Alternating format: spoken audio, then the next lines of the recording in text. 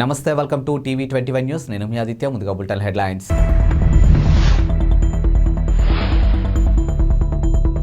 వాళ్ళు మన బలం ఉపయోగించుకోండి, ఒక్క ప్రాణం కూడా పోకూడదు, గుర్తుపెట్టుకోండి సీఎం జగన్ సంచలన వ్యాఖ్యలు.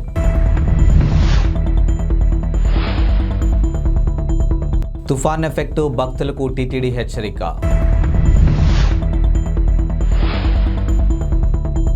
తుఫాన్ ప్రభావంతో సుడిగాలి బీభత్సం, పైకెగిసిన నీరు. మీచౌంగ్ తుఫాను ప్రభావంతో తమిళనాడుతో పాటు ఆంధ్రప్రదేశ్లో అతి భారీ వర్షాలు కురుస్తూ ఉన్నాయి. తుఫాను ప్రభావిత ప్రాంతాల్లో సహాయక చర్యలు ముఖ్యమంత్రి వైఎస్ జగన్మోహన్ రెడ్డి అధికారులతో సమీక్ష నిర్వహించారు. ప్రజలందరూ ప్రాణాలను కాపాడుకోవడం మన బాధ్యత అని, ఒక్క ప్రాణం కూడా పోకూడదని అధికారులు ఆదేశించారు.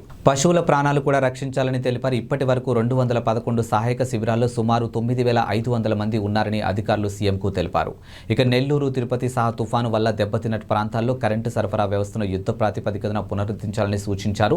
సీఎం క్యాంపు కార్యాలయంలో జరిగినటువంటి ఈ సమీక్ష సమావేశంలో రెవెన్యూ విపత్తు నిర్వహణ శాఖ special CSG Sai Prasad, CCLI secretary Imtiaz, CMO అధికారులు పాల్గొన్నారు. ఇద్దరికీ కూడా లైఫ్ను మనం ప్రొటెక్ట్ చేయగలిగిన బాధ్యతను మనం తీసుకుంటున్నాం అనేది గుర్తుపెట్టు. స్పెషలీ ప్యాడీ ప్రొక్యూర్మెంట్, ఖరీఫ్ ఏదైతే కోతకు వచ్చిందో ఈ పంటను మనం కాపాడుకోవడం అన్నది వెరీ వెరీ ఇంపార్టెంట్ ఆస్పెక్ట్. దీనికి సంబంధించి ఇప్పటికే ఆల్మోస్ట్ 97,000 టన్స్ను నిన్న ప్రొక్యూర్ చేసినాం. ఎన్డీఆర్ఎఫ్, ఎస్డీఆర్ఎఫ్ అన్నది one part of the story.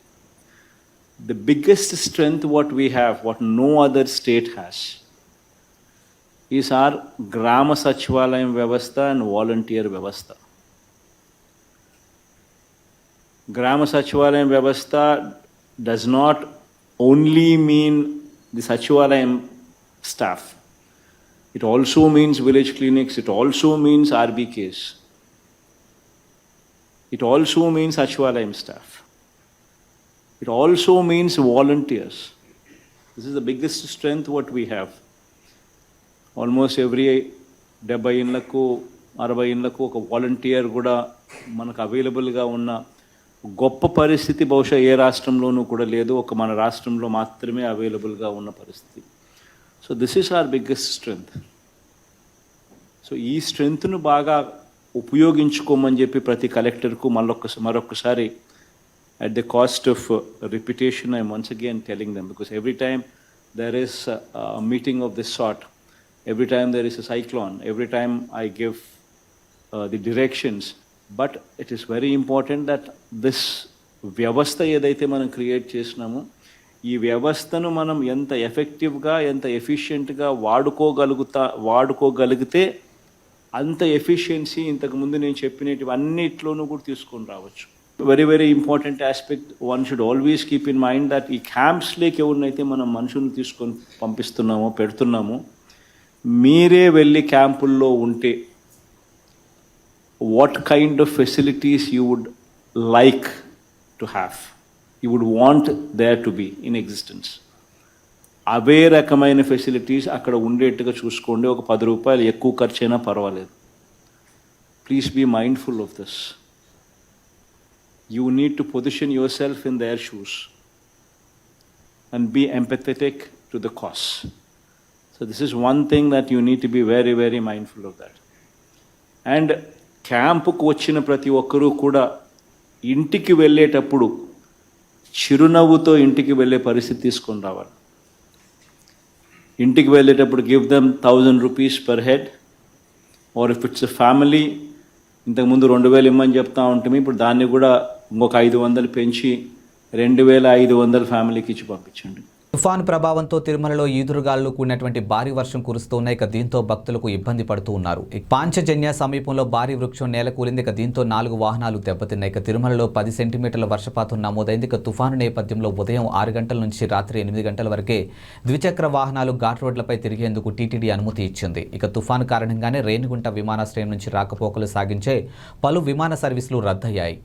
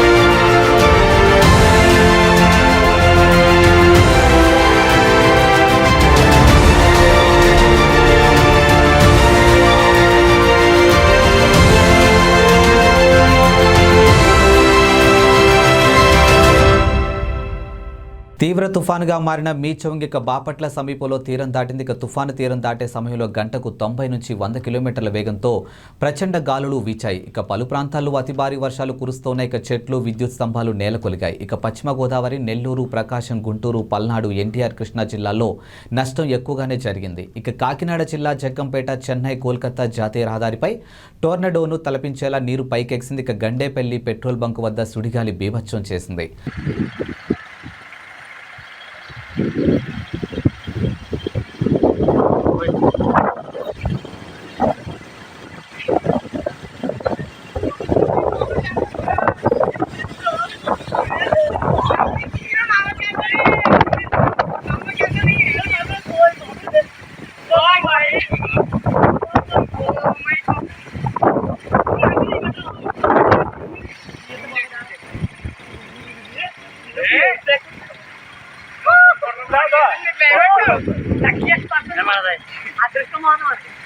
సముద్రం చూడకుండా చాలా బాగుంది.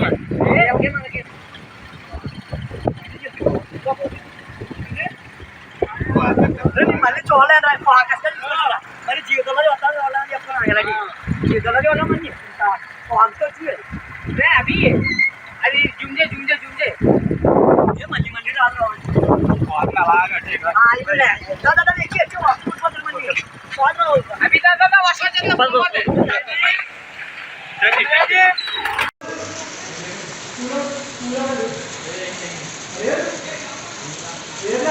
లేదు తీస్తాను రాబు బాబా ఇంత దారుణమే. ఇప్పుడు దాకా చాలా స్పీడ్ వచ్చిందిరా.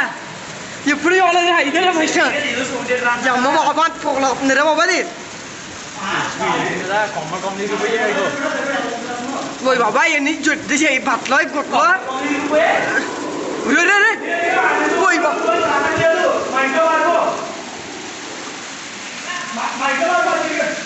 ఎవరా వచ్చాము ఇవిడే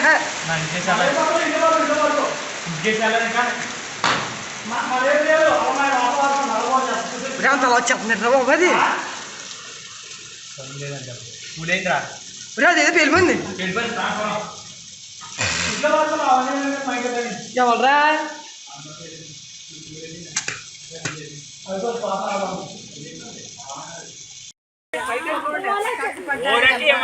రంగులు కూర్చుండి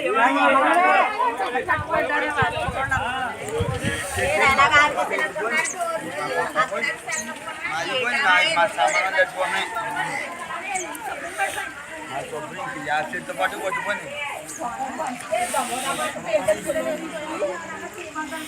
తీసుకుని పక్కకు వచ్చేసాను. మా గోడ అంతా పడిపోయింది కదా. అదిగో ఎవరో పోలేదు పచ్చిపోయిన పట్టుకున్నాము.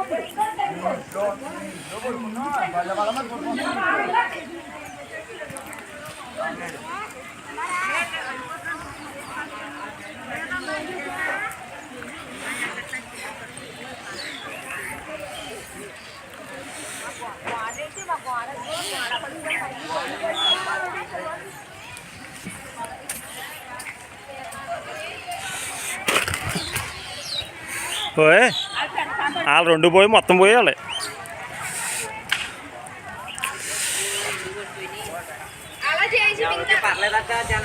జనాలు ఇక్కడే మన మొక్కలున్నాయి, ఎక్కడ లేదు.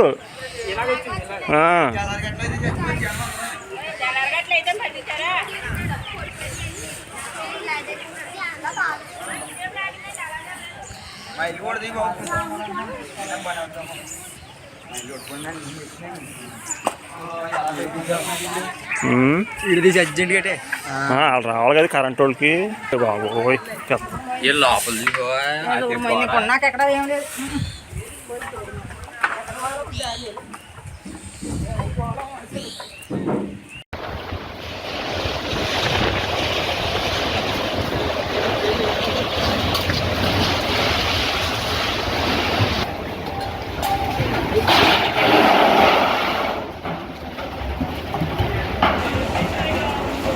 ఫ్యాన్తో సహా ఎగిరిపోయి పడిపోయింది.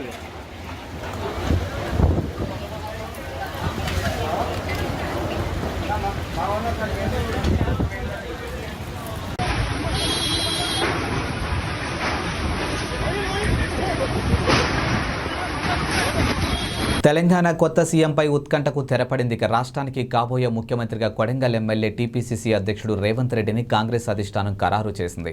రేపు సీఎంగా రేవంత్ ప్రమాణ స్వీకారం చేయనున్నారు. ఇక సీఎం ఎవరనేది తేలటంతో ఇప్పుడు మంత్రులు ఎవరిని నియమిస్తారు, ఎవరికి ఏ శాఖ అప్పగిస్తారు అనేది హాట్ టాపిక్గాను మారింది. అందులోనూ ఐటీ శాఖ ఎవరికి ఇస్తారనేది ఉత్కంఠంగాను మారింది. ఇక తెలంగాణ ఆవిర్భావం తర్వాత 2 సార్లు బీఆర్ఎస్ అధికారంలోకి రాగా ఆ 2 పర్యాయాలు కేటీఆర్ఏ ఐటీ మంత్రిగా పనిచేశారు. ఇక తన సమర్థవంతమైన పనితీరుతో ఆ శాఖకే కొత్త వన్నెలను తీసుకొచ్చారు. యువత ఉద్యోగాలపైనే ఆధారపడకుండా ఉద్యోగ అవకాశాలు కల్పించే వ్యాపారవేత్తగా ఎదగాలని టీఆర్ఎస్ అధికారంలో వచ్చినటువంటి తొలి ఏడాదిలోనే టీ హబ్ అనే వేదికను అంకురార్పణ చేశారు. ఇక ఇది పూర్తిగా కేటీఆర్ ఆలోచనలోంచే పుట్టింది. 7 ఏళ్లు తిరిగేసరికి టీ హబ్ ప్రపంచ స్థాయి స్టార్టప్లకు వేదికగాను మారింది. తన తల్లి మొబైల్లో ఉన్న ఓ యువతి ఫోటోను చూసి ప్రేమలో పడిపోయిన యువకుడు ఆమెను పెళ్లి చేసుకోవాలని నిర్ణయించుకున్నాడు. ఆ ఫోటోలో ఉన్న యువతిని మన దేశం కాదని, ఆమె విదేశీ అమ్మాయిని తెలిసింది. అయినా సరే ఆమెను ఇష్టపడి అతడు తన అభిప్రాయాన్ని కుటుంబ సభ్యులకు తెలియజేశాడు. ఇక కొడుకు ఇష్టాన్ని కూడా గౌరవించిన ఆ తల్లిదండ్రులు అమ్మాయి కుటుంబంతో మాట్లాడారు. అందుకు వారు కూడా సమ్మతించడంతో పెళ్లికి గ్రీన్ సిగ్నల్ వచ్చేసింది. కానీ ఇంతలో కరోనా, వీసా సహా పలు ఆటంకాలు ఎదురవడంతో 5 ఏళ్ల పాటు నిరీక్షించాల్సి వచ్చింది. చివరకు అన్ని ఆటంకాలు అధిగమించిన ఈ జంట వచ్చే ఏడాది ఒకటి కాబోతుంది. ఇక తనకు కాబోయే భర్త కోసం యువతి సరిహద్దులు దాటి భారత్లో అడుగుపెట్టింది. పాకిస్తాన్కు చెందినటువంటి యువతి మంగళవారం వాగా అటారీ అంతర్జాతీయ సరిహద్దు దాటి భారత్లోకి చేరుకోగా కాబోయే అత్తింటి వాళ్ళు ఆమెకు బాచా భజంత్రులతో ఘన స్వాగతం పలికింది. ఇక వివరాల్లో చూసుకున్నట్టయితే కోల్కతాకు చెందినటువంటి యువకుడు సమీర్ ఖాన్ జర్మనీలో ఉన్నత చదువులకు చదువుకున్నాడు. అక్కడి నుంచి 5 ఏళ్ల కిందట 2018లో మేలో భారత్కు వచ్చిన సమీర్ తన తల్లి ఫోన్లో కరాచీకి చెందినటువంటి జావేరియా కనుమ్ ఫోటో చూసి ఇష్టపడ్డాడు. ఇక పెళ్ళంటూ చేసుకుంటే ఆమెనే చేసుకుంటానని తల్లిదండ్రులకు చెప్పాడు.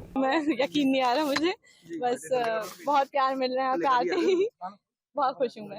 5 साल के बाद 5.5 साल के बाद अब हमें जाके मुझे वीजा मिला है तो मैं आ सकी हूँ यहाँ पे। तो खाली पासपोर्ट वगैरह आ गए थे वापस। आपका शादी में सबको मुबारक है करते मैं पहले हफ्ते जनवरी में, और शुक्रिया है मुझे इंडियन गवर्नमेंट, पाकिस्तानी गवर्नमेंट का और मकबूल अहमद जी का, जिन्होंने मेरी बहुत मदद की है इस वीजा प्रोसेस में। తెలంగాణ నూతన ముఖ్యమంత్రిగా రేపు ప్రమాణ స్వీకారం చేయబోతున్నారు రేవంత్ రెడ్డి. ఇక ఢిల్లీలో బిజీగా గడుపుతున్నారు. ఇక అధిష్టానం పిలుపుతో నిన్న సాయంత్రం అకస్మాత్తుగా ఆయన ఢిల్లీకి వెళ్లారు. ఇక ఆయన ఢిల్లీ చేరుకోవడానికి ముందే ముఖ్యమంత్రిగా రేవంత్ పేరును అధిష్టానం ప్రకటించింది. ఢిల్లీ వెళ్లిన రేవంత్ ఈ ఉదయం పార్టీ అధ్యక్షుడు మల్లికార్జున ఖార్గే, పార్టీ జాతీయ ప్రధాన కార్యదర్శి కేసీ వేణుగోపాల్తో భేటీ అయ్యారు. ఇక సీఎల్పీ నేతగా తనను ప్రకటించినందుకు వారికి కృతజ్ఞతలు తెలిపారు. ఇక మరి కాసేపట్లో పార్టీ అగ్రనేతలు సోనియా గాంధీ, రాహుల్ గాంధీతో భేటీ అవుతారు. ఇక మంత్రివర్గ ఏర్పాటు, ఇతర అంశాలపై వారితో చర్చిస్తారు. అలాగే ప్రమాణ స్వీకార కార్యక్రమానికి వారిని ఆహ్వానిస్తారని సమాచారం. తెలంగాణ ముఖ్యమంత్రిగా గురువారం ప్రమాణ స్వీకారం చేయబోతున్న రేవంత్ రెడ్డికి శుభాకాంక్షలు వెల్లువెత్తుతూ ఉన్నాయి. ఇక పార్టీలకు అతీతంగా నేతలు అభినందనలు తెలియజేస్తూ ఉన్నారు. ఇక టీపీసీసీ అధ్యక్ష బాధ్యతలు అప్పగించిన సమయంలో రేవంత్ని తీవ్రంగా వ్యతిరేకించిన కాంగ్రెస్ పార్టీ సీనియర్ నేత కోమటిరెడ్డి వెంకటరెడ్డి కూడా ఈ జాబితాలో చేరిపోయారు. ఎక్స్ వేదికగా శుభాకాంక్షలు తెలిపారు. ఇక సీఎల్పీ నేతగా తెలంగాణ ముఖ్యమంత్రిగా ఎంపికైన రేవంత్ రెడ్డి సోదరుడికి అభినందనలు. ఇక తెలంగాణలో కల్వకుంట్ల కుటుంబ పాలన కూలదోసి ప్రజాస్వామ్య ప్రభుత్వ ఏర్పాటుకు కాంగ్రెస్ పార్టీకి మద్దతిచ్చిన ప్రజలకు ధన్యవాదాలంటూ వెంకటరెడ్డి ట్వీట్ చేశారు. ఇక గతంలో ఇద్దరు ఒకే వేదికపై ఉన్న ఫోటోను ఆయన షేర్ చేశారు. బీజేపీ తెలంగాణ అధ్యక్షుడు కిషన్ రెడ్డి కూడా ఎక్స్ వేదికగా రేవంత్ రెడ్డికి శుభాకాంక్షలు తెలిపారు. నంద్యాల జిల్లా మహానంది ఆలయానికి భక్తుడు విలువైన కానుక అందజేశారు. ఇక నంద్యాలకు చెందినటువంటి రిటైర్డ్ ఎస్బీఐ మేనేజర్ మారం వెంకట సుబ్బయ్య దంపతులు 35 కేజీల వెండితో తయారు చేయించినటువంటి రుద్రాక్ష మండపాన్ని ఆలయానికి అందజేశారు. ఈ రుద్రాక్ష మండపంను ఆలయ ఈవో చంద్రశేఖర్ రెడ్డికి దాతలు అందజేశారు. ఇక కార్తీక 3వ సోమవారం సందర్భంగా ఆలయంలో సంప్రోక్షణ అనంతరం దాతలు కుటుంబీకులు శ్రీ మహానందీశ్వర స్వామి వారికి ప్రత్యేక పూజలు నిర్వహించి రుద్రాక్ష మండపాన్ని అందించారు. దాతలు వెంకట సుబ్బయ్యకు కుటుంబీకులు ఆలయ ఈవో చంద్రశేఖర్ రెడ్డి కృతజ్ఞతలు తెలిపారు. ఇక మహానందిలో మరింత మంది భక్తులు విరాళాలు అందజేసి ఆలయ అభివృద్ధిలో భాగస్వాములైన స్వామి అమ్మవార్ల కృపకు పాత్రలు కావాలని ఈవో కోరారు. ఇక రుద్రాక్ష మండపం గర్భాలయంలో స్వామివారి కోసం అలంకరిస్తారు. ఇక కార్తీక మాసం కావడంతో మహానందికి భక్తులు భారీగా తరలివచ్చారు. ఇక ప్రత్యేక పూజలు నిర్వహించారు. కర్నూలు జిల్లాలో పొలం వెళ్లిన రైతును అదృష్టం వరించింది. ఇక తుగ్గలి మండలం జొన్నగిరికి చెందినటువంటి పొలంలో కంది పంటను సాగు చేశారు. ఈ క్రమంలో పొలంలో పనులు చేస్తుండగా ఆమెకు ఓ రాయి దొరికింది. వజ్రంగా భావించి అనుమానంతో ఓ వజ్రాల వ్యాపారికి చూపించగా అది వజ్రం అని రైతుకు చెప్పారు. ఇక కొద్ది రోజులుగా కురుస్తున్న వర్షాలకు ఆ వజ్రం పైకి తేలి ఉంటుందని భావిస్తూ ఉన్నారు. ఆ వజ్రాన్ని వ్యాపారి 6 లక్షలకు కొనుగోలు చేశారు. గతంలో వజ్రాలు దొరుకుతున్నాయి అంటే అదృష్టంగా భావించేవాడినని, కానీ తనకు వజ్రం దొరకడం ఎంతో ఆనందంగా ఉందని పేర్కొన్నారు. ఇక కర్నూలు జిల్లాలోని జొన్నగిరి పగిడిరాయి, కొత్తూరు, పేరవల్లి ప్రాంతాల్లో వజ్రాలు దొరుకుతున్నాయి. ఇక దీంతో జిల్లాలతో పాటు పొరుగు జిల్లాల రాష్ట్రాల నుంచి కూడా జనాలు వచ్చి అక్కడ గాలిస్తూ ఉన్నారు. అంతేకాదు కర్నూలు జిల్లాకు పొరుగు నుండే కర్ణాటక, తెలంగాణ నుంచి కూడా ఎక్కువ మంది జనాలు వజ్రాల వేటకు వస్తూ ఉన్నారు. అంతేకాదు స్థానిక రైతులు, కూలీలు కూడా వజ్రాల కోసం రోజుల తరబడి పొలాల్లోనే వెతుకులాట ప్రారంభించారు. ఒక్క వజ్రమైనా దొరక్కపోదా అన్న ఆశతో అక్కడే ఎదురు చూస్తూ ఉన్నారు. బాలీవుడ్ శ్రద్ధా కపూర్కు ఉన్న క్రేజ్ అందరికీ తెలిసింది. ఇక శ్రద్ధా కపూర్ ఇప్పుడు ఎక్కువగా సినిమాలు చేయడం లేదు. కానీ ఒకప్పుడు శ్రద్ధా కపూర్ టాప్ రేస్లో ఉండేది. ఆషికీ 2 సినిమాతో శ్రద్ధా కపూర్ గ్రాండ్ ఎంట్రీ ఇచ్చింది. ఇక సాహో సినిమాతో సౌత్లోనూ క్రేజ్ సంపాదించుకుంది. లేడీ ఓరియంటెడ్ సబ్జెక్టులపైన ఫోకస్ పెడుతూ ఉంటుంది. ఇక బాలీవుడ్ సీనియర్ నటుడు శక్తి కపూర్ తనయ శ్రద్ధా కపూర్ ఎంట్రీ ఇచ్చిన తనకంటూ సొంత ఇమేజ్ను సంపాదించుకుంది. ఇక ఈ శ్రద్ధా కపూర్ ఇప్పుడు యాడ్స్, ఇతర బ్రాండ్స్లకు ప్రచారకర్తగా మారిపోయింది. ప్రస్తుతం ఆమె ఆజియో సేల్లో ఎక్కువగా కనిపిస్తూ ఉంది. ఇక పండుగ స్పెషల్కు పెట్టే సేల్స్ యాడ్లో ఎక్కువగా కనిపిస్తూ ఉంటుంది. ఈ క్రమంలో ఆజియో సేల్స్ యాడ్స్ మీద శక్తి కపూర్ స్పందించాడు. ప్రతిసారి ఆ సేల్ యాడ్స్లో నా కూతుర్ని ఎందుకు చూపిస్తావు అడ్మిన్ బేటా అని శక్తి కపూర్ ఇన్స్టాలోనూ అడిగేశాడు.